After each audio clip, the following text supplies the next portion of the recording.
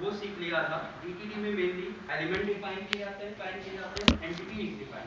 जो हमने XML document बनाया था उसमें हमने कुछ एलिमेंट रखे थे, कुछ एंटिटी रखे थे, कुछ एंटिटी रखी थी। पार्सिंग टाइम पे एक्सपेंड हमने आईडी का यूज करके उसे वैलिडेट तो करा दिया था कि वो सिंटैक्टिकली से उसमें एंटिटी एक्सपेंड नहीं हो रही थी।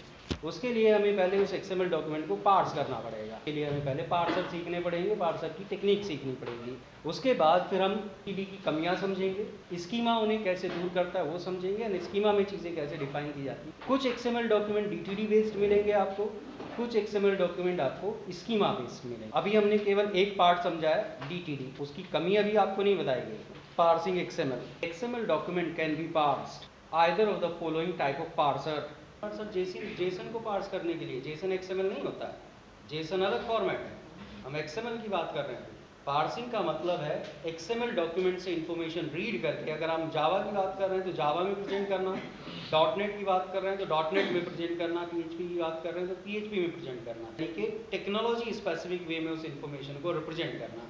अब ये दो पार्सर, दो अलग अलग एपीआई, दो अलग अलग टेक्नोलॉजी के ऊपर बेस्ड है। देखेंगे DOM parser is based on DOM API of W3C, World Wide Web Consortium W3C। तो उन्होंने एक एपीआई बना के रखी हुई है HTML डॉक्यूमेंट और XML डॉक्यूमेंट को पार्स करने के लिए। उस एपीआई का नाम है डोम एपीआई। लिखेंगे इन डोम API each XML document a DOM tree is created. Each element of the document is represented by a node of the DOM tree. Advantages of this API: it facilitates dynamic modification to the DOM tree, modification to the DOM tree, that is new nodes can be added, comma, existing nodes can be updated or deleted. This API support bidirectional mapping, that is for a XML document a DOM tree can be created using this API. Using the DOM tree an XML document can be created as well. It supports more than one ways of traversing nodes of the DOM tree, that is XML elements. 4. It facilitates reusability of the XML information by different components of the application, because XML is represented by an in-memory object. Parse करके एक tree बना लिया जाता है, उस tree को एक object से रिप्रेजेंट किया जाता है। अब अगर मैं अपनी एप्लीकेशन में एक ऑब्जेक्ट बनाऊं तो उसे मैं कहीं भी शेयर कर सकता हूँ, कितनी बार भी उसके एलिमेंट्स को रीड कर सकता हूँ। ये एडवांटेजेस हैं।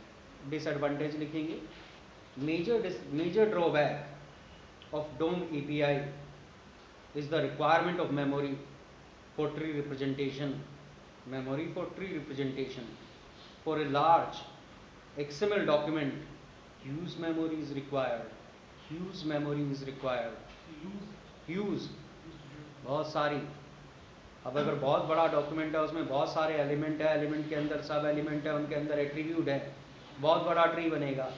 उस ट्री में जितने नोड सब नोड होंगे उतनी मेमोरी की आपको ज़्यादा ज़रूरत पड़ेगी। नेक्स्ट लाइन से लिखेंगे DOM parsers are used only when either modification to the XML are to be made dynamically, either modification to the XML document are to be made dynamically, or information represented by the XML document are to be reused are to be used by different components of the application.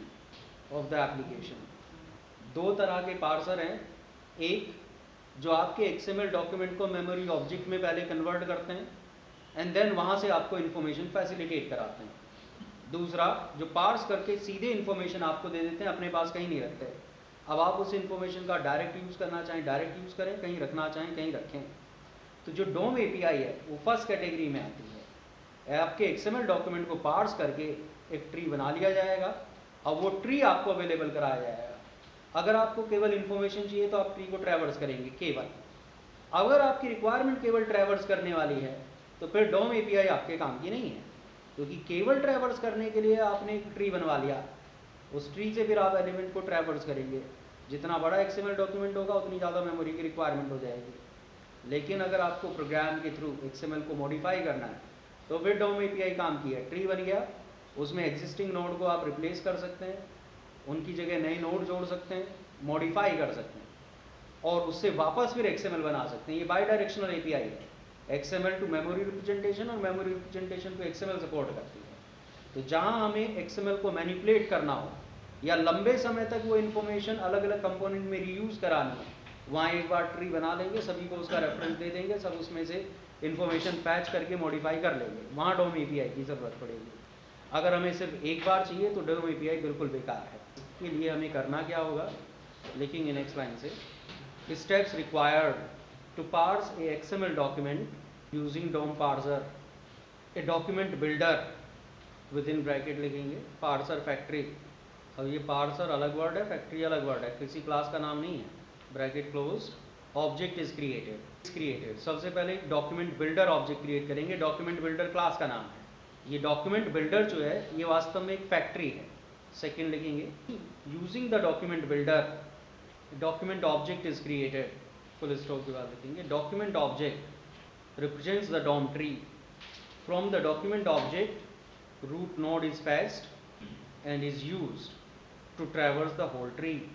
अभी एक programme के through ये सारे step implement करके देखेंगे। API क्या है, उसकी क्या एडवांटेज है, क्या डिसएडवांटेज है वो बता दिया गया, उसके यूज़ करने की क्या स्टेप होंगे वो बता दिए गए। अब नेक्स्ट लाइन से लिखेंगे SAX, इसकी फुल फॉर्म है simple API for XML। Simple API for XML is an event based API which is used to parse XML documents। Major advantages of this API are low memory requirement because it does not create in-memory objects for the XML elements। Advantage लिखेंगे, SX parsers are faster than DOM parsers। अब उन्हें कोई tree maintain नहीं करना है, सीधे कोई element मिलाओ, इवेंट जनरेट कर देंगे, बस आपको इन्फॉर्मेशन दे देंगे ये चीज़ मिल गई, अब आप उसका कुछ भी करें। तो ऐसे एक्सपार्सर फास्ट होते हैं DOM पार्सर से। ये ऐसे एक्सपार्सर simply generates events when XML elements, attributes और normal text values are encountered during parsing. To use a SX parser, an application programmer need to provide and handler which acts as a listener of events। Disadvantage लिखेंगे next time से, ये तो advantage हो गई और साथ में एक डिस्क्रिप्शन हो गया थोड़ा सा। SX parser does not support bidirectional mapping, that is they can only be used या it can only be used for obtaining XML information। और स्टॉप के बाद लिखेंगे, using this parser a XML document cannot be created। Second, it does not support dynamic modification to the XML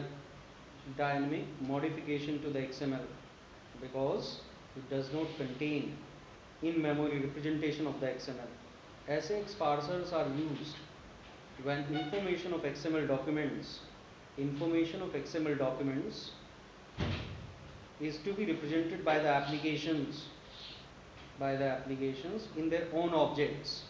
आपके पास अपने कोई object हो जिसके अंदर आपने कुछ कलेक्शन या डेटा मेंबर रखे हों XML से, जैसे मान लीजिए मैंने कोई एक XML फाइल बनाई EMP, मैंने कोई EMP क्लास बना के रखी, उसका कोई सेट बना लिया, हर एक EMP एलिमेंट से EMP क्लास का एक ऑब्जेक्ट बनाया, जितनी बार वो एलिमेंट रिपीट हुए उतने सेट बना लिए। अब मैं ट्री से रिप्रेजेंट नहीं करूँगा बल्कि मैं एक कलेक्शन से रिप्रेजेंट करूँगा। तो जहाँ मुझे अपनी रिप्रेजेंटेशन देनी हो वहाँ मैं SX पार्सर का यूज़ करूँगा, जहाँ मुझे यूनिवर्सल ट्री रिप्रेजेंटेशन यूज़ करनी हो वहाँ पर मैं DOM पार्सर का यूज़ करूँगा। एक बाई डायरेक्शनल मैपिंग सपोर्ट करता है, रन टाइम पे मॉडिफिकेशन सपोर्ट करता है, एक सिर्फ इंफॉर्मेशन आपको दे देता है।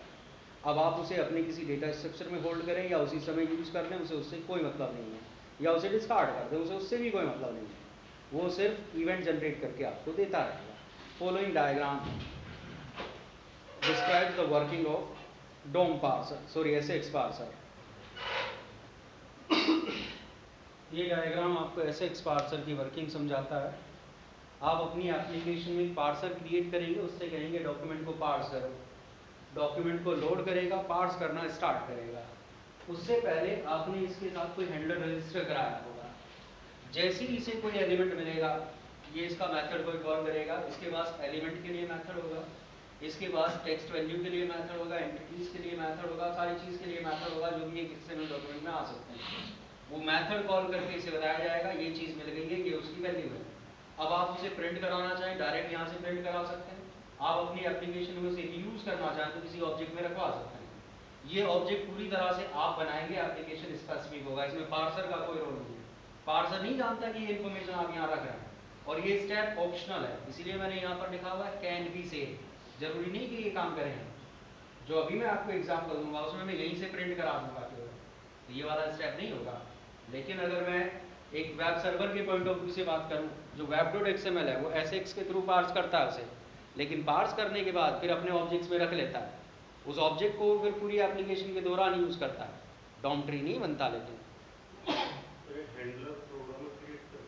कोई इवेंट वाली एपीआई पढ़ी है आपने आज तक? सर्वलेट में लिसनर पढ़े हैं? तो उसमें हम क्या करते हैं, लिसनर डिफाइन करते हैं, web.xml के थ्रू सर्वर को बता देते हैं। जैसे ही इवेंट जनरेट होता है, सर्वर लिसनर का मेथड कॉल कर देता है। अगर आपने AWT स्विंग पढ़ा है कुछ AWT स्विंग? AWT स्विंग में भी हर एक इवेंट बेस्ड एपीआई ऐसी होती है। इवेंट के कॉरस्पॉन्डिंग लिसनर होते हैं, हमें वो लिसनर डिफाइन करने होते हैं। जो इवेंट सोर्स होता है, यानी कि जहाँ से वो इवेंट जनरेट होना होता है, उसके साथ हम लिसनर रजिस्टर कर देते हैं। यहाँ पर इवेंट सोर्स क्या है? इवेंट कौन जनरेट करेगा? पार्सर। तो हम अपना लिसनर बनाएंगे, यानी कि हम हैंडलर बनाएंगे। उसके लिए हमें कुछ हेल्पर क्लासेस दी जाएंगी, हमें डिफॉल्ट हैंडलर भी दिए जाएंगे। हम अपना हैंडलर पार्सर को दे देंगे बस, एंड देन पार्सर से कहेंगे पार्सिंग शुरू करो। हमने उसे अपना हैंडलर दे दिया, इसका मतलब हम ये कह रहे हैं जैसे जैसे इन्फॉर्मेशन मिलती जाए इसे बताते जाना। ये जानता है कि हमें उस इन्फॉर्मेशन का क्या करना है, क्योंकि ये हमने बनाया है। अगर हमें वो प्रिंट करानी होगी तो ये प्रिंट करा लेगा, हमें किसी ऑब्जेक्ट में रखानी होगी तो ये ऑब्जेक्ट में रख देगा, बाद में हम उस ऑब्जेक्ट से यूज़ कर लेंगे। अब एक डायग्राम से डोम पार्सर की वर्किंग देखते हैं। डोम पार्सर कैसे काम करता है। कोई भी आज तक आपने जाने अनजाने में XML डॉक्यूमेंट यूज़ किया है किसी भी एप्लीकेशन में, वो पहले पार्स होता है। अब या तो वो डोम पार्सर से पार्स होता है या SX पार्सर से पार्स होता है। उसके लिए आप अपने XML में कुछ गलती करके देख सकते हैं। अगर आप XML में कुछ गलती करेंगे तो मैसेज आ जाएगा, कुछ एक्सेप्शन आएगा रन टाइम पे। उस रन टाइम के एक्सेप्शन से आपको पता चल जाएगा कि वो SX पार्सर से पार्स हो रहा है कि डोम पार्सर से पार्स हो रहा है। web.xml में कभी गलत चीज़ लिख के देखिएगा तो डिप्लॉयमेंट टाइम पे आपको पता चल जाएगा SX पार्सर एक्सेप्शन आ जाएगा, पता चलेगा कि वेब सर्वर SX पार्सर के थ्रू से पार्स कर रहा है, क्योंकि वो डोम ट्री यूज़ नहीं करता। देखिए यहाँ पर अंतर क्या है, कोई लिसनर नहीं है, कोई आपका अपना बनाया हुआ डेटा स्ट्रक्चर नहीं है। एक फिक्स स्टैंडर्ड डेटा स्ट्रक्चर है। आप एक पार्सर बनाएंगे, उस पार्सर से कहेंगे XML को पार्स करो। इसमें जितने एलिमेंट होंगे, उनके अंदर जितने एट्रीब्यूट होंगे, उन एट्रीब्यूट की जो वैल्यू होगी या एलिमेंट की जो टेक्स्ट वैल्यू होगी, हर चीज़ के लिए एक नोड बनता चला जाएगा। जैसे वो XML में अरेंज होंगे, मान लीजिए EMP नाम का एलिमेंट है, उसके अंदर नेम नाम का, एज नाम का, जॉब नाम का एलिमेंट है, तो एक EMP के लिए एलिमेंट बनेगा, उसके अंदर एक नेम के लिए, एक जॉब के लिए, मेल आईडी के लिए सब एलिमेंट बन जाएंगे। उनकी फिर वैल्यू के लिए नोड बन जाएंगे, पूरा एक ट्री स्ट्रक्चर बन जाएगा। उस ट्री को एक डॉक्यूमेंट नाम के ऑब्जेक्ट के थ्रू आपको अवेलेबल करा दिया जाएगा। अब अगर आप जानना चाहते हैं यहाँ पर क्या इन्फॉर्मेशन है, तो आप इस डॉक्यूमेंट से नोड लेंगे, नोड से फिर उनके सब नोड, फिर उसके सब नोड, यानी कि यहाँ पर आपको एक रिकर्सिव कोई प्रोग्राम बनाना पड़ेगा ट्रैवर्स करने के लिए, जो आपने डेटा स्ट्रक्चर में किसी ट्री को ट्रैवर्स करने के लिए बनाया होगा। अब एडवांटेज यहाँ पर ये है कि ये हमारे पास बाई डायरेक्शनल है, इससे उसने ये चीज़ बनाई है। अब अगर मैं यहाँ पर कुछ चेंज कर दूँ तो वापस मैं पार्सर को ये डॉक्यूमेंट ऑब्जेक्ट देख के कह सकता हूँ अब दोबारा XML बनाओ, तो वो इससे एक नया XML डॉक्यूमेंट बना देगा जो इस ट्री को रिप्रेजेंट कर रहा होगा। SX पार्सर में ऐसा नहीं किया जा सकता। अब इसे देख के समझ में आ जाता है कि इसके मेमोरी फुटप्रिंट ज़्यादा है, जितना बड़ा XML डॉक्यूमेंट होगा उतना बड़ा ट्री होगा। मुझे अगर केवल एक बार प्रिंट भी करना है तो भी पहले ट्री बनेगा, तो मुझे ट्री मिलेगा। उसमें मुझे जैसे जैसे इन्फॉर्मेशन मिलती जा रही थी वैसे वैसे दे दी जा रही थी, मैं उसे प्रिंट कर दे रहा था, कहीं सेव नहीं हो रही थी वो इन्फॉर्मेशन। कोर जावा लाइब्रेरी के साथ ही आपको ये दोनों पार्सर मिलते हैं, अलग से कोई जार फाइल आपको इंक्लूड नहीं करनी है XML पार्सिंग के लिए। दो अलग अलग प्रोग्राम के का यूज़ करके दोनों पार्सर देखते हैं कि अगर मेरे पास कोई XML डॉक्यूमेंट है तो उसे मैं कैसे पार्स कर सकता हूँ। XOM फुल फॉर्म मुझे बताओ तो मैं कुछ बता सकता हूँ। अब ऐसे XML की 1000 API हैं, अब सारी पार्सिंग के लिए नहीं है। पार्सर दो तरह के हैं, उसके बाद कोई ट्रांसफॉर्मेशन के लिए है, कोई किसी दूसरे बाइंडिंग के लिए है। हो गया, देखते हैं एक बार। वो लाइट एक बार ऑफ कर दो।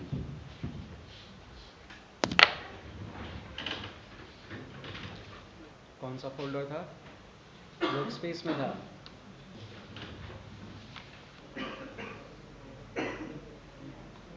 ये हमने एक XML फाइल बनाई थी, एक DTD बनाई थी। ये हमारा DTD डेमो, इसी में पार्सर जोड़ लेते हैं।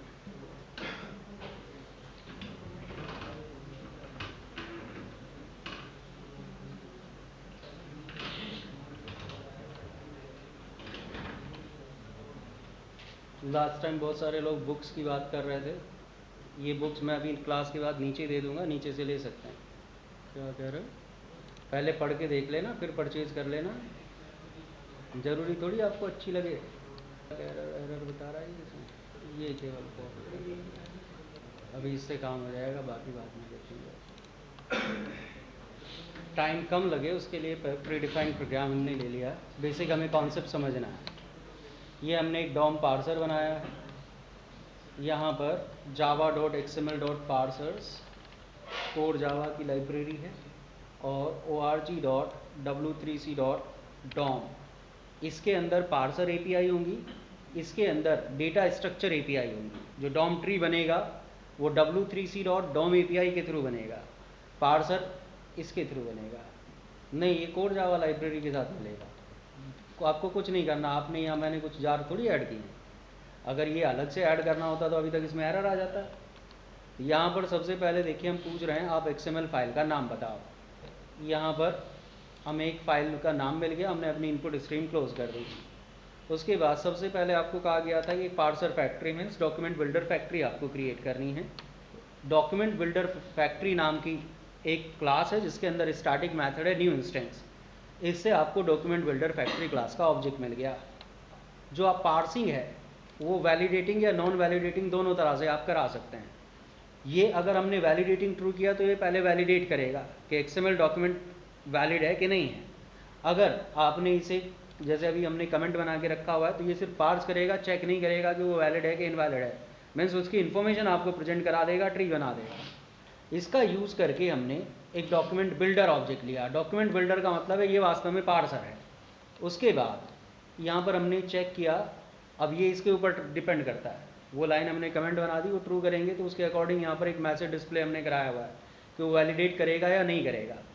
उसके बाद यहाँ पर हमने वास्तव में पार्स कराया है। पार्स कराते समय हम एक इनपुट स्ट्रीम के थ्रू जो हमारी फाइल है वो बतानी है। अब फाइल मैं क्लास पाथ के थ्रू लोड करा रहा हूँ। उसे लोड कराने के लिए मैंने जो java.lang.class है उसके अंदर मेथड होता है गेट रिसोर्स एज स्ट्रीम, उसे आपको अपनी फाइल का पाथ बताना होता है। यहाँ पर देखिए मेरा जो क्लास पाथ होगा, अभी ये src फोल्डर में मैंने रखा हुआ है। अगर आपने कभी इस तरह से प्रोग्राम बनाया आईडी का यूज़ करके, कोड जावा का प्रोग्राम, तो आपको पता होगा जब हम इसे कंपाइल करेंगे तो ये सारी चीज़ कहाँ चली जाएंगी, बिन नाम का एक फोल्डर बनाएगा, ये उसमें डाल देगा।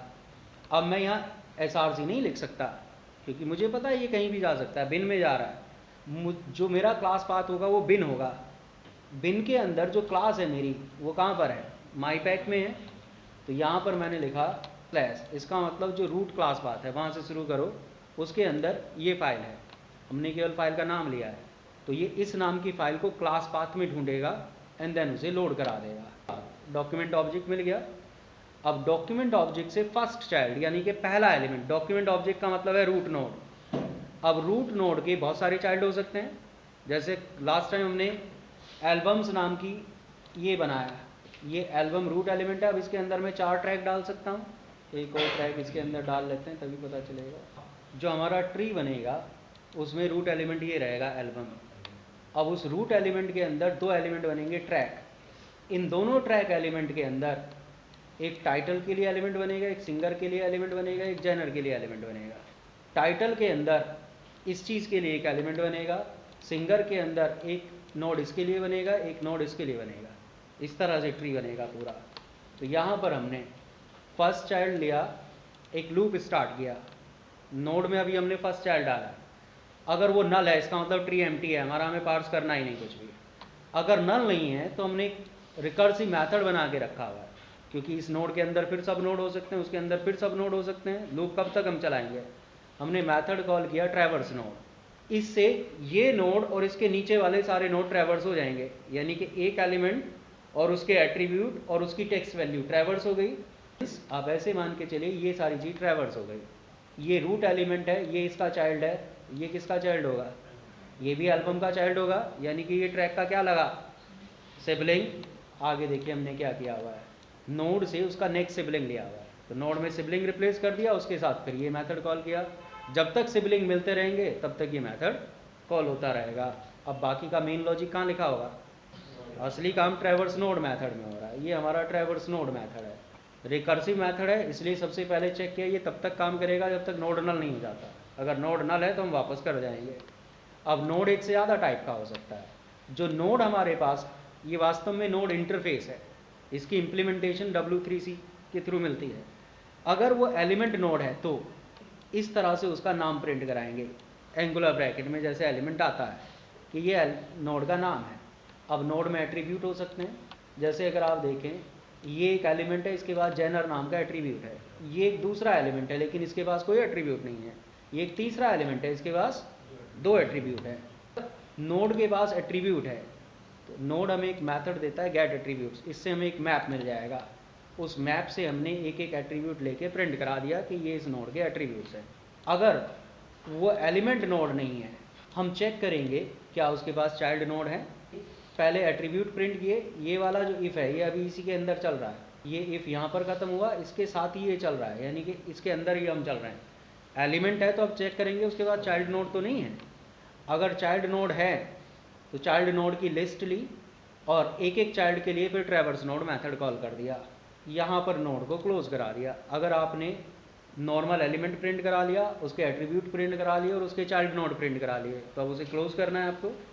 अगर वो टेक्स्ट नोड है तो सिंपल उसकी वैल्यू प्रिंट करा दी, फिलिंग स्पेसेस हटा के। बात समझ आ रही है? टेक्स्ट नोड का मतलब ये जो हमने लिखा हुआ है, जैसे यहाँ पर लिखा हुआ है रामबा रामबा, इसके लिए भी एक नोड बनेगा। हर चीज़ एक नोड से रिप्रेजेंट होगी। सबसे पहले एक इसके लिए नोड बना, फिर इसके लिए नोड बना, इसके नोड में एक इसके लिए नोड बना, फिर इसके लिए एक चाइल्ड नोड बना, इस चाइल्ड नोड के पास एक टेक्स्ट नोड बना। ऐसे ट्री बनता है। अब हमारे XML का नाम क्या है?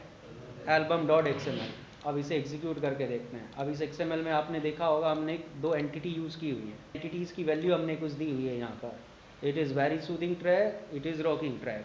अब जब हम पार्स करेंगे तो जो एंटिटीज़ हैं वो एक्सपेंड हो जानी चाहिए, इनकी जगह वैल्यू आनी चाहिए। XML फाइल नहीं, album.ttdemo कहाँ रखा हुआ? पाथ की कुछ गड़बड़ है? नहीं, माई पैक के अंदर नहीं है, ये क्लोज करेंगे अलग है। यहाँ से हमने लिया हुआ माई पैक है, DTD बाहर है, सही है। अच्छा, ये कह रहा है इसे album.dtd नहीं मिल रही है। हमने क्या रेफर किया हुआ है? SRC करके लिखा हुआ है। No validation will be done. पहले ये मैसेज प्रिंट हुआ क्योंकि हमने वो वैलिडेशन नहीं किया हुआ था। एल्बम रूट एलिमेंट, उसके अंदर ट्रैक सब एलिमेंट, उसका ये एट्रीब्यूट है जेनर, ठीक है। अब अगर एट्रीब्यूट है तो आप ऐसा कर सकते हैं कि ये एलिमेंट, ये वाली चीज़ एट्रीब्यूट के बाद प्रिंट कराएं, वो हम वहाँ चेंज कर सकते हैं। फिर इसके अंदर टाइटल है, टाइटल था रामबा रामबा, एंड देन जो हमने वो लिखा हुआ था एंटिटी एक्सपेंड हो गई, it is a very soothing track आ गया।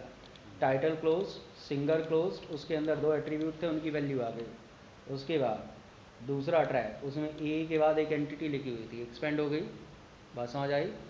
नोट करने से पहले इसमें थोड़ा सा चेंज करते हैं, जैसे यहाँ पर इतना प्रिंट कराते हैं, अगर एट्रीब्यूट है तो ब्रैकेट बंद करेंगे, रुक जाए। अब ये एक लाइन में आ जाएगा attribute. Singer band rocking world, name ABC, singer band rocking world, name A, track genre Z, track genre row. जैसे डॉक्यूमेंट था बिल्कुल वैसा बना दिया हमने वापस उससे। अब एक बार ऐसे एक्सपार्सर भी देख लेते हैं। ये हमारे पास ऐसे एक्सपार्सर है, javax.xml.parsers के अंदर दोनों तरह के पार्सर हैं, DOM और SX पार्सर। इवेंट के लिए SX नाम के पैकेज के अंदर इवेंट क्लासेस हैं, हेल्पर्स के अंदर हैंडलर्स की इम्प्लीमेंटेशन है। यहाँ पर सबसे पहले हमने पहले की तरह से क्लास ली, उसके अंदर फिर यहाँ पर एक पार्सर फैक्ट्री बनाई, पार्सर फैक्ट्री से एक पार्सर बनाया, एंड देन यहाँ पर हमने एक अनोनिमस इनर क्लास बनाई। हमने लिखा default handler handler equal new default handler braces, and then brace start किए। ये ब्रेस नीचे जाके कहीं बंद हो रहे होंगे, इसका मतलब क्या है? एक अनोनिमस इनर क्लास बना रहे हैं जो डिफ़ॉल्ट हैंडलर को एक्सटेंड करती है। इसमें हमने 3 मेथड बनाए, start element, and element and characters. अब नाम से पता चलता है जैसे ही उसे कोई एलिमेंट की ओपनिंग टैग मिलेगी वो ये मेथड कॉल करेगा, इसमें उस एलिमेंट से रिलेटेड सारी इन्फॉर्मेशन बताएगा। ये URI एलिमेंट भी, ये लोकल नेम, ये क्वालिफाइड नेम, अगर उसमें कुछ एट्रीब्यूट्स हैं तो एट्रीब्यूट्स। यहाँ पर हमने उसका क्वालिफाइड नेम एंगुलर ब्रैकेट में प्रिंट किया हुआ है, अगर उसमें एट्रीब्यूट्स हैं तो फिर एट्रीब्यूट्स प्रिंट किए हुए हैं। उसके बाद एंड एलिमेंट के केस में उसकी जो वैल्यू है वो प्रिंट कराई हुई है, एंड देन क्लोज किया हुआ उसे। टेक्स्ट वैल्यू है, उससे एक स्ट्रिंग ऑब्जेक्ट बना के उसे प्रिंट कराया हुआ है जो टेक्स्ट नोड होगा उसके लिए। बाकी काम यहाँ से है। पार्सर के ऊपर पार्स मेथड कॉल किया, क्लास का नाम बताया जो आपकी फ़ाइल है उसका, एंड देन हैंडलर का रेफरेंस दिया। यहाँ से पार्सर के साथ हैंडलर जुड़ रहा है। हम कह रहे हैं इस XML फाइल को पार्स करो, जब भी आपको कोई एलिमेंट मिले या कोई टेक्स्ट नोड मिले तो इसके मेथड कॉल करना। ये हैंडलर ऑब्जेक्ट हमने खुद बनाया हुआ है यहाँ पर। अब ये कोई ट्री स्ट्रक्चर नहीं बनाएगा, इसे भी हमने नाम दिया एल्बम डॉट, वो हमने एक बार कर दिया था, वो तो XML में होना था, एल्बम ट्रैक जेनर। अब इसमें हमने वो नहीं किया अभी जो वहाँ किया था एट्रीब्यूट वाली चीज़, एक्सपेंड हो गया वो अपने आप। अब हमने ट्रिम किया हुआ है इसलिए दोनों जुड़ गए। बात समझ आ रही है? नोट कर सकते हैं, आपको पता चलेगा कैसे आप डॉम पार्सर बना सकते हैं, कैसे आप हेल्पर क्लास है जैसे जेनरिक सावलेट है उसकी तरह है, वो हैंडलर इंटरफेस को इम्प्लीमेंट करती है, उसके सारे मेथड डिफाइन कर देती है। हमें सारे मेथड की ज़रूरत नहीं, पहले डॉम पार्सर फिर SX का। हाँ, तो यहाँ पर बहुत सारे आपका अपना लॉजिक है। हमने रूट एलिमेंट लिया, फिर उससे हमने लिस्ट ली, अब लिस्ट के साथ साथ और भी मेथड है उसके पास। नोड के पास अगर आप नोड डॉट करेंगे तो पता चलेगा बहुत सारे मेथड हैं, वो आपको सारे एलिमेंट एक साथ भी दे देगा। जावा में बने हुए सर, आपको एक XML डॉक्यूमेंट दिया गया, ये उसे रीड करके एक ट्री बना देता है, एक उसके इवेंट जनरेट करके इन्फॉर्मेशन आपको अवेलेबल करा देता है। .NET के बने हुए पार्सर मिलेंगे, वहाँ उनकी अपनी API होगी, लेकिन कॉन्सेप्ट यही होगा, वहाँ पर भी डॉम पार्सर मिलेंगे, सेक्स पार्सर मिलेंगे, ये स्टैंडर्ड हैं दो। PHP में जाएंगे तो भी यही 2 पार्सर मिलेंगे, लेकिन वहाँ PHP में लिखे हुए होंगे इम्प्लीमेंटेशन। XML पार्स करने के ये 2 तरीके, इंडस्ट्री में यही 2 तरीके यूज़ होते हैं पार्स करके। वो न्यू इंस्टेंस मेथड है साहब उस क्लास का स्टैटिक, हमें ऑब्जेक्ट खुद नहीं बनाना है, ये मेथड हमें ऑब्जेक्ट बना के देगा। अब इसे कमेंट को अनकमेंट करके चला के देखेंगे तो वो आपको वैलिडेट करके देगा। पहले वैलिडेशन का मैसेज आएगा कि वो वैलिडेट कर रहा है, फिर उसका रिजल्ट बताएगा वैलिडेशन सक्सेसफुल हुआ कि अनसक्सेसफुल हुआ, उसके बाद फिर आगे करेगा। रूट नोड तो डॉक्यूमेंट ऑब्जेक्ट रूट नोड है आपका पहला एलिमेंट, ट्री का पहला एलिमेंट। आप किससे मांग रहे हैं फर्स्ट चाइल्ड? जिससे मांगोगे उसी का तो मिलेगा, डॉक्यूमेंट से मांग रहे हो, ट्री का पहला एलिमेंट मिल गया आपको।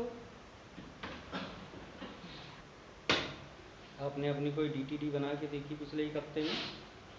अगर अपनी कोई DTD बनाई और उसका कोई XML बनाया तो उसे भी पार्स करके इससे देखेंगे। अब इसे किसी XML से फ़र्क नहीं पड़ता, कोई भी XML डॉक्यूमेंट हो उसके साथ DTD हो, उसे ये पार्स कर सकता है।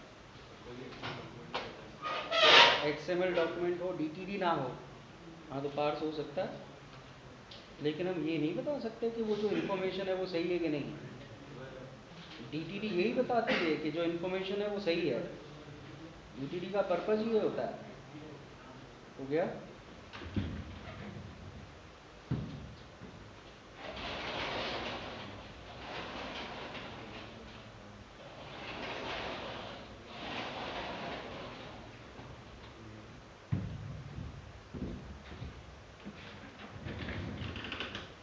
एब्स्ट्रैक्ट होनी चाहिए, इसका डायरेक्ट ऑब्जेक्ट नहीं बनेगा, आपको मेथड ओवरराइड करनी पड़ेगी इसमें।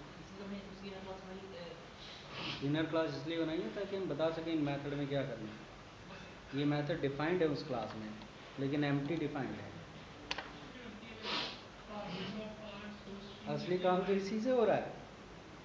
यहाँ से आप पार्सर से कह रहे हैं कि ये डॉक्यूमेंट का पाथ है, इसे आप पार्स करना शुरू करो, और जैसे जैसे आपको इन्फॉर्मेशन मिलती जाए इस हैंडलर को बताते जाओ। यहाँ पर आपने सिर्फ हैंडलर का ऑब्जेक्ट बनाया, मेथड डिफाइन किया, आपने ये कहीं मेथड कॉल थोड़ी किए start element and element characters. Diagram के अकॉर्डिंग इन्हें कौन कॉल कर रहा होगा? पार्सर। हैंडलर के मेथड हैं। हैंडलर जब तक पार्सर को नहीं मिलेगा पार्सर कैसे कॉल करेगा?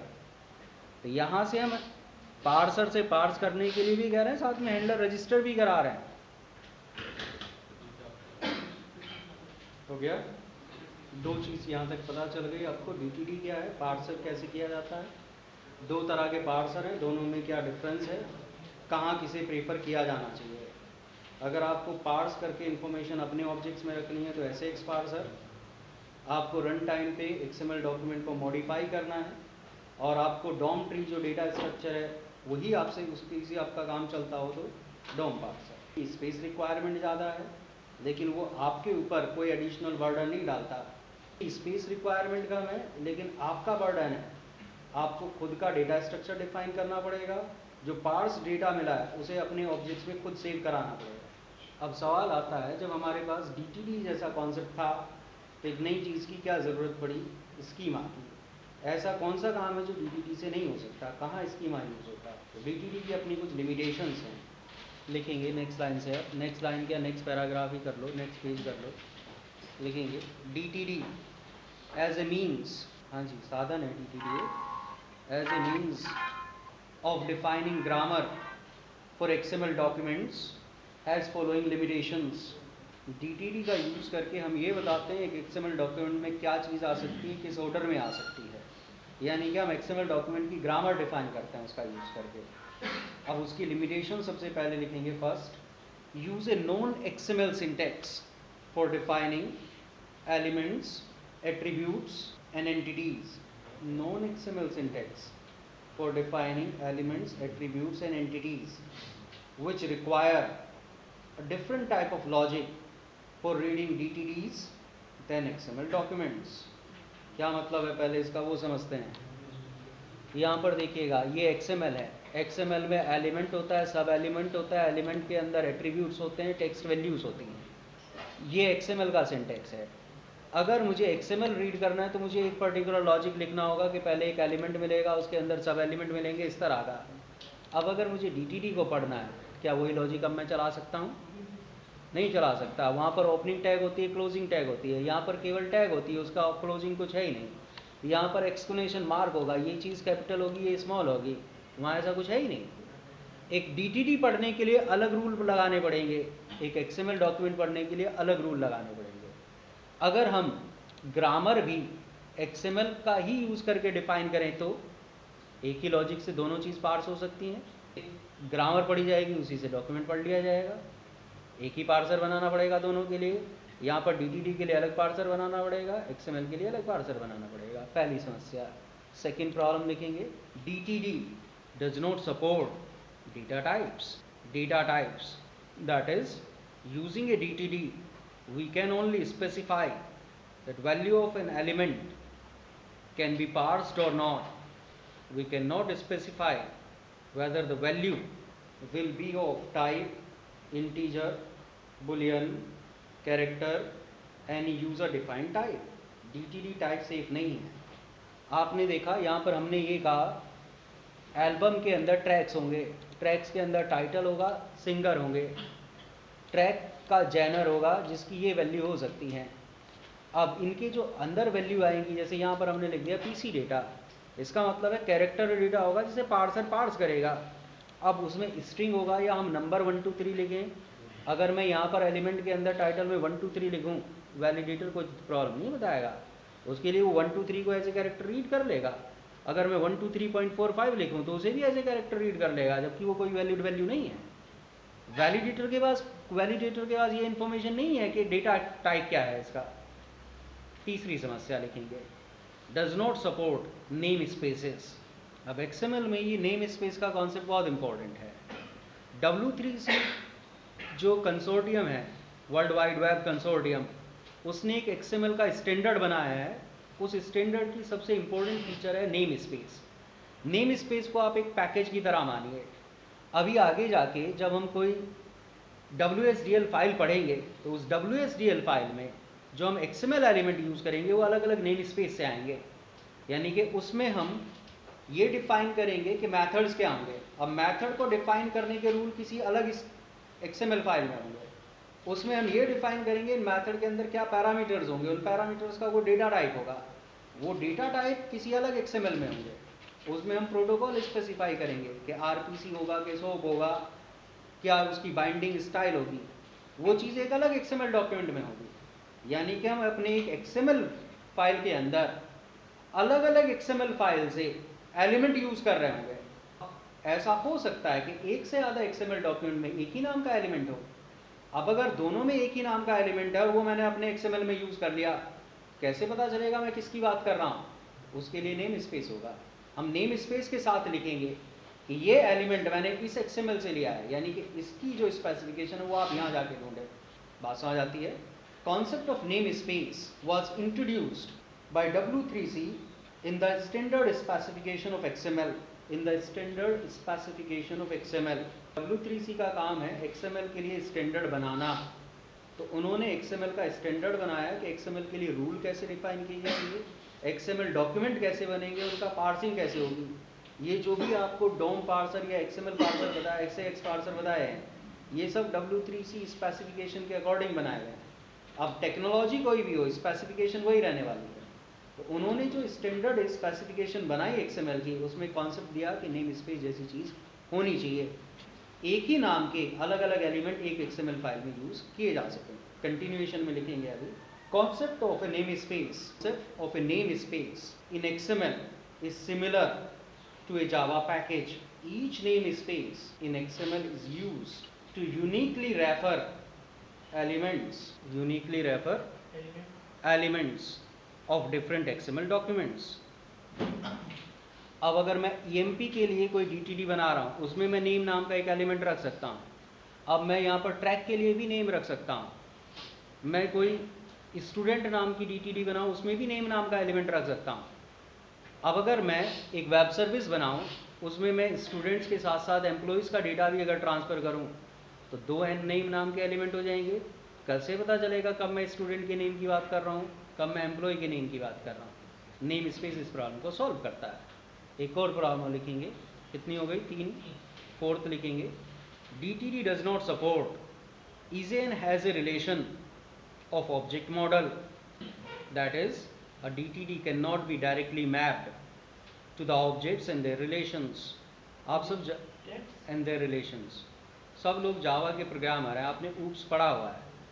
आपको बताया हम एक क्लास बना सकते हैं, उसमें बहुत सारे डेटा मेंबर रख सकते हैं।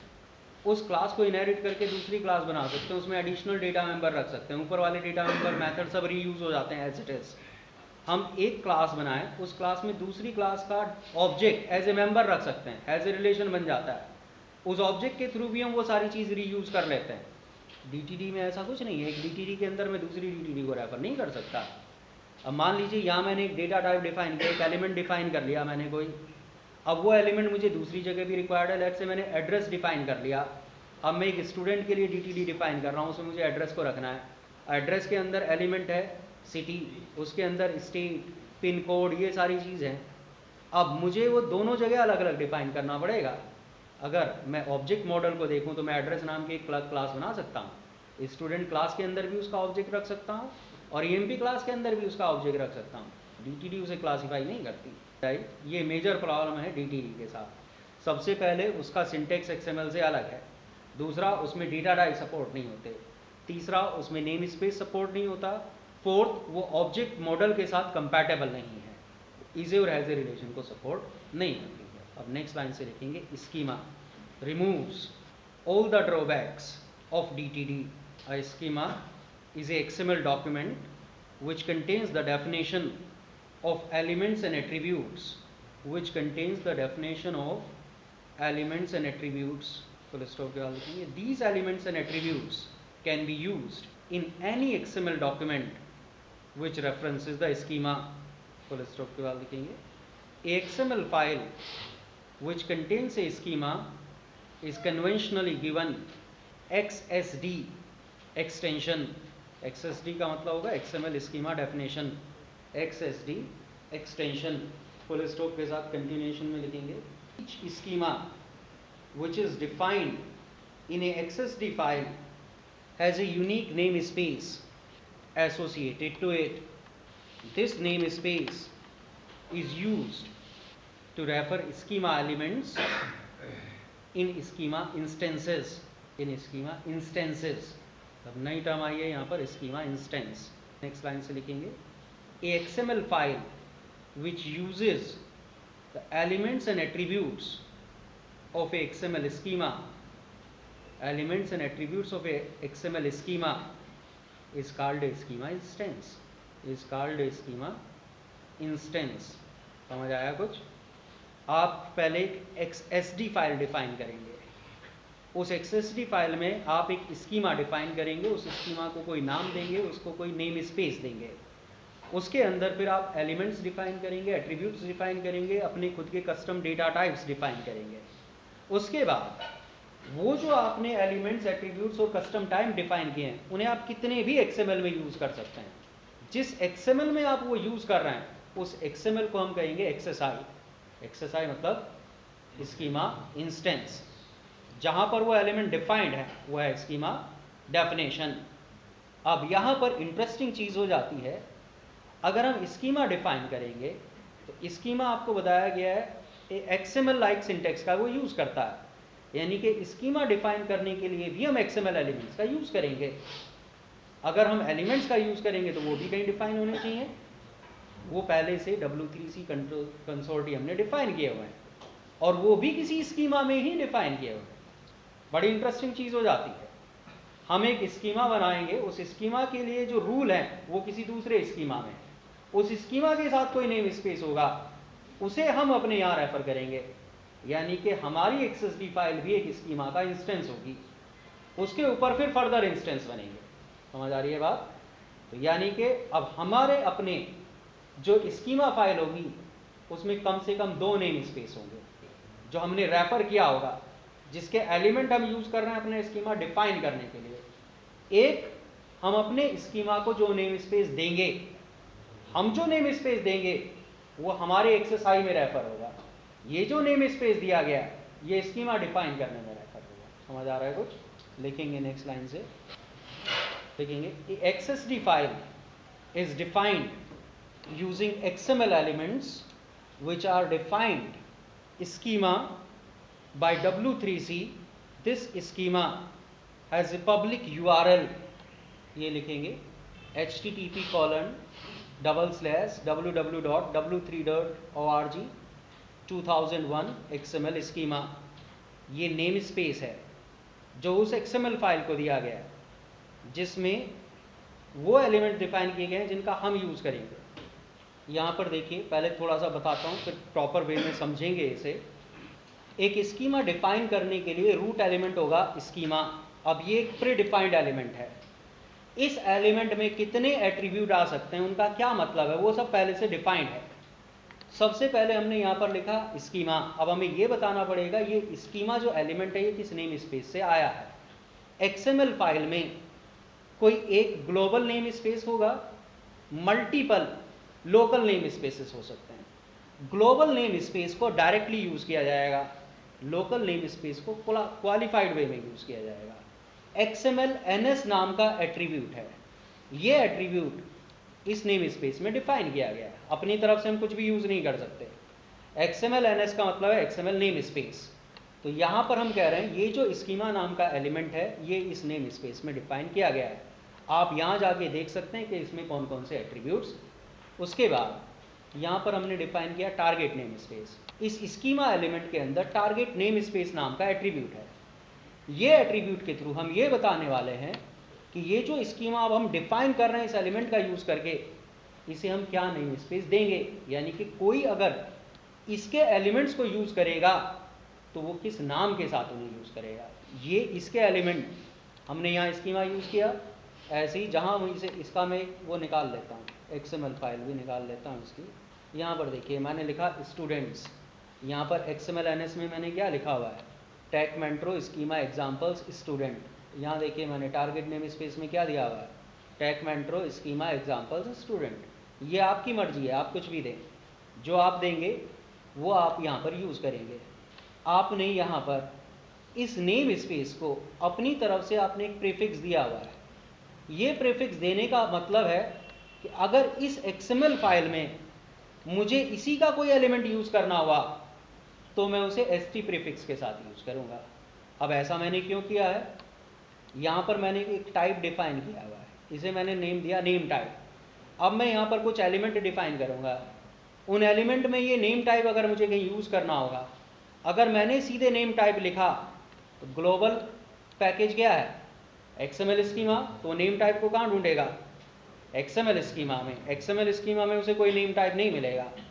इसलिए मैंने अपने जो मेरा नेम स्पेस था उसे मैंने एक प्रीफिक्स दिया, तो जहाँ कहीं भी मुझे नेम टाइप यूज करना होगा वहाँ पर मैं यूज करूँगा ST कोलन नेम टाइप। अब ये यहाँ कहीं यूज किया गया होगा, ST name type, ST course type, ST फी टाइप।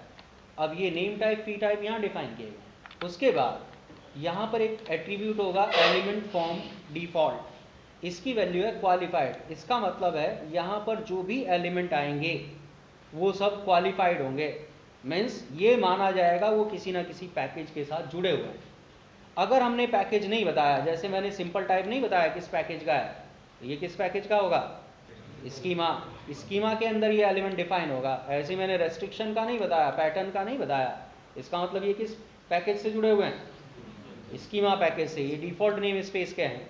जहां मैंने डिफॉल्ट नहीं बताया इसका मतलब वो मेरे पैकेज के हैं। यहाँ मैंने साफ साफ बताया कि ये जो वैल्यू है नेम टाइप ये मेरे अपने स्कीमा में डिफाइंड है। क्वालिफाइड का ये मतलब है, इसकी वैल्यू क्वालिफाइड हो सकती है, क्वालिफाइड एंड प्रीफिक्स्ड हो सकती है। अगर मैं लिखता हूँ क्वालिफाइड एंड प्रीफिक्स्ड, इसका मतलब फिर इसे भी मुझे कोई नेम स्पेस देना पड़ेगा। यहाँ पर इसे कोई प्रीफिक्स दूंगा, जैसे मैंने यहाँ पर कोई प्रीफिक्स दिया AB, अब मैं यहाँ पर इसे लिखूंगा AB ऐसे, फिर इसे भी ऐसे ही लिखूंगा, सबको ऐसे ही लिखना पड़ेगा, इससे कॉम्प्लेक्सिटी बढ़ जाती है। जो मेन नेम स्पेस है उसे डिफ़ॉल्ट बना दिया जाता है, बाकी जितने नेम स्पेस हैं उनके लिए कोई प्रीफिक्स रख लिया जाता है। तो पहले तो हमें ये सीखना ये रूल क्या है। उसके बाद यहाँ पर हम 3 तरह के टाइप यूज़ कर सकते हैं, predefined type, derived type and complex type. Predefined type का मतलब है जो हमारे पास ये XML स्कीमा फाइल है, इसकी जो XSD फाइल है, उस XSD फाइल में बहुत सारे डेटा टाइप पहले से डिफाइंड है। जो भी आप जावा में यूज़ करते हैं, integer, character, long, float, double, Boolean, वो सब वहाँ पर पहले से डिफाइंड है, उन्हें हम सीधे सीधे यूज़ कर सकते हैं। हम चाहें तो उन टाइप को एक्सटेंड कर सकते हैं, उनमें अपनी तरफ से कुछ एडिशनल कंडीशन या एक्सटेंशन लगा सकते हैं। जैसे मैंने यहाँ पर नेम टाइप लिखा, अब नेम टाइप में मैंने कहा बेस टाइप इसका स्ट्रिंग है। अब ये स्ट्रिंग मैंने डिफाइन नहीं किया, ये कहाँ से मिला मुझे, इस XML से। अब मैंने इसमें एक पैटर्न लगा दिया, मैंने फिक्स कर दिया कि इसमें या तो स्मॉल A to Z आएगा या कैपिटल A to Z आएगा, यानी कि स्ट्रिंग होगी लेकिन उस स्ट्रिंग में केवल अल्फ़ाबेट्स होंगे। तो अब नेम में केवल अल्फ़ाबेट आएंगे, ये मैंने फिक्स कर लिया। DTD में हमारे पास ये फैसिलिटी नहीं थी, वहाँ हम ये लिख सकते थे कि हमारे पास पार्स कैरेक्टर डेटा होगा, अब उसमें केवल अल्फ़ाबेट आएंगे, ये कंट्रोल नहीं कर सकते थे। उसके बाद मैंने कोर्स टाइप लिखा, कोर्स टाइप में लिखा स्ट्रिंग, इसमें एक इन्यूमरेशन डिफाइन कर दिया कि जावा, .NET, PHP, एंड्रॉयड ये आएंगे, इसमें से वैल्यू आ सकती है, अब इसके अलग कोई वैल्यू नहीं आ सकती। यहाँ पर मैंने एक और टाइप डिफाइन किया, इसमें कहा फ़ी। अब फ़ी मैंने कर दिया बेसिक टाइप इंटीजर होगा लेकिन रेंज फिक्स कर दी इंटीजर में, मिनिमम वैल्यू ये होगी, मैक्सिमम वैल्यू ये होगी। देन अब यहाँ पर एलिमेंट डिफाइन किए, ये मैंने कॉम्प्लेक्स टाइप डिफाइन किया, स्टूडेंट टाइप। इसे आप एक क्लास माने, इस क्लास के अंदर ये डेटा मेंबर माने, नेम, कोर्स, फी, इनका डेटा टाइप ये हो गया। क्या DTD में ये पॉसिबिलिटी थी हमारे पास? कल हम इसके रूल समझेंगे कि कैसे स्कीमा डिफाइन किया जा सकता है। एडवांटेज आपको समझ में आने लगी होंगी स्कीमा की, क्या एडवांटेज है, फिर समझेंगे उसे रेफर कैसे किया जाएगा।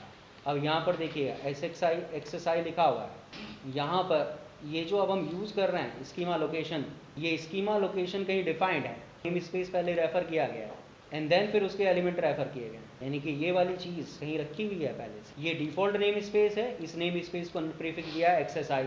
तो जहाँ कहीं भी इस नेम स्पेस के हमें एलिमेंट यूज़ करने होंगे हम एक्सरसाइज करके लिखेंगे, जहाँ पर डिफ़ॉल्ट के लिखने होंगे वहाँ सीधे लिखेंगे। ये थोड़ा सा पढ़ के आएंगे, पहली बार कन्फ्यूजिंग हो सकता है। एक XML फाइल के अंदर एक से ज़्यादा नेम स्पेस रेफर हो रहे हैं, एक कोई डिफ़ॉल्ट है, ये अभी नहीं लिखना है, ये तो बहुत लंबा है। सिंपल टाइप कैसे डिफाइन करेंगे, कॉम्प्लेक्स टाइप कैसे डिफाइन करेंगे, वो सब सीखेंगे, जैसे DTD में सीखा था। उससे पहले ये जो एट्रीब्यूट्स हैं ये सब सीखेंगे। जो बुक है वो मैं नीचे अवेलेबल करा देता हूँ आपको, यहाँ दिखा देता हूँ, ये बुक पढ़ के आ सकते हैं आप। यहाँ पर बिगिनिंग XML फाइल, इसमें रूल्स मिल जाएंगे, आप इस बुक को पढ़ेंगे, यहाँ कहीं होगा XML स्कीमा, पूरा एक चैप्टर है, ये पढ़ेंगे तो कुछ समझ में आएगा। अगर पढ़ के नहीं आएंगे तो गारंटी है कुछ समझ में नहीं आएगा। DTD आसान थी, उसमें केवल 3 चीज़ें थी, कॉम्प्लेक्सिटी नहीं थी। स्कीमा में बहुत सारे रूल हैं, बहुत सारी कॉम्प्लेक्सिटी है।